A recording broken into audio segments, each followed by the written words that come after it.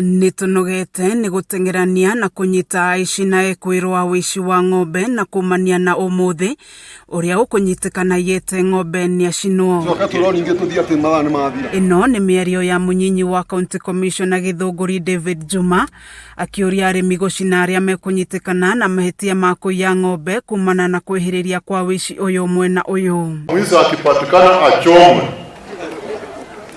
Kwani mnasikia mtu anaiba ng'ombe 1300? Why? Choma moja tu.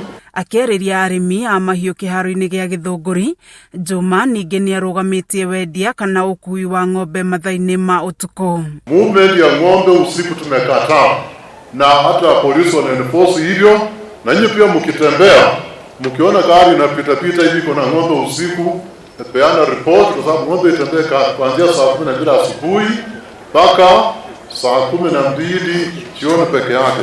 Na nĩguo kuhukia wici uyu kaimana, Juma oigĩte mũrĩmi o wothe akiendia ng'ombe mwena uyu no muhaka akorwo na marũa ma cibũ. Usiandike mtu and then unamjua kwa jina moja Johnny.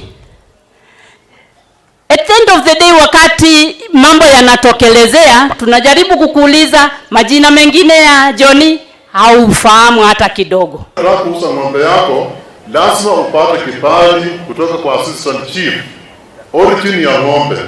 Kwa hivyo veterinary officer hata kupatia kibali cha kupeleka ng'ombe bila barua ya assistant chief. Mau magithiaga na mbere ni kuhithuritie ati arimi aingi mwena uyu marandika wira raia kuma Uganda na Rwanda, riu makiurio gutigirira aria marandika mari guku bururi-ini kiwatho.